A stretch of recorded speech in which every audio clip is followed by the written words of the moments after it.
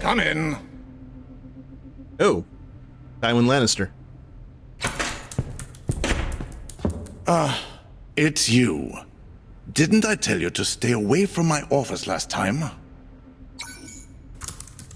A man long past his prime is typing at a terminal, notably looking away from the newcomer. Yes, but I think you'd want to hear what I have to say.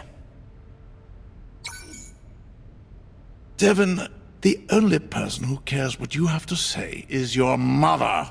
Leave me alone.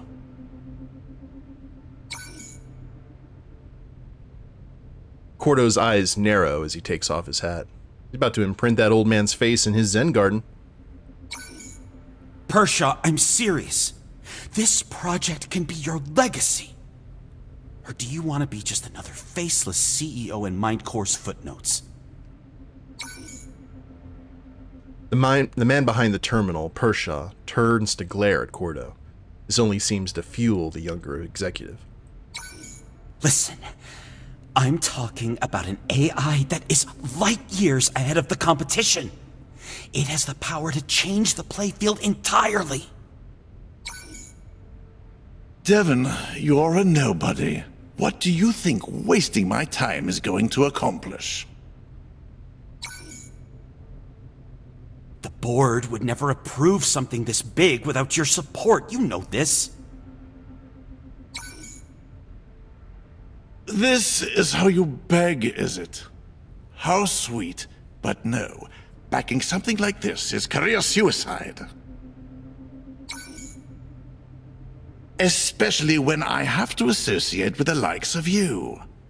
I've heard enough. Time to have a talk with human resources. Wait. Don't turn your back on this just because we've had our differences in the past. Ooh. Looking for a resemblance. Is that what you call it? I call it insubordination, arrogance, and a complete disrespect for one's betters. Let me remind you that the only reason you're still in this company is the few friends you've somehow made on the board. Now get out of my sight. Cordo's face flushes red, his hat crushed in his fist, but he manages a nod and turns around to exit. Fine. I'll convince the board myself. I have a feeling that Pershaw is going to go through that window. The older man purses his lips, his eyes burning into Cordo's back as he leaves the office. He double taps his ear. I want a tracker on Devin Corto. He's up to something. Pershaw ends the call and returns to his terminal, shaking his head. There are a few nods, yet the majority hold unreadable expressions. I think we've heard enough, Corto. Let's put it to a vote. Each board member retrieves a small remote and presses a button. A few moments are all it takes. Lucia furrows her brow as she mutters under her breath. Typical. Ty? She nods. Who breaks it? It's down to you again. Everyone turns to look at Pershaw. Oh, because he's the CEO, he had to have the tie-breaking vote. Cordo sighs, his shoulders slumping. There is one thing I don't get here, Corto. What's in it for you? What do you mean? I want what's best for the company. Aha. Press X to doubt. He stands up and paces to the nearby window. Now I'm getting... now Pershaw reminds me of Jeremy Irons' character from Margin Call. What about you, Esteval? Do you want what's best for the company as well?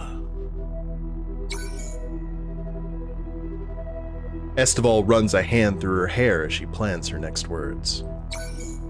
There are a lot of people in Catena who can't get the support they need. We can change that. He smirks. I'm sure we can. A stretch of time passes. No one disrupts the silence as Pershaw looks outside. Okay. He turns around and nods. I am willing to give it a shot. Oh god. More than a few eyes widen, including Estebal's. Cordo looks visibly shaken. We're putting a lot of trust in you, Corto. So let me be clear. You'll be taking full responsibility for this.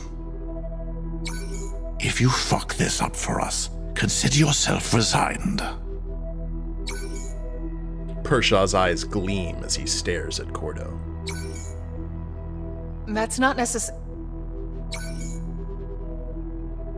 She cuts off as Cordo raises his hand. Yes, of course. If this doesn't work, you won't see me again.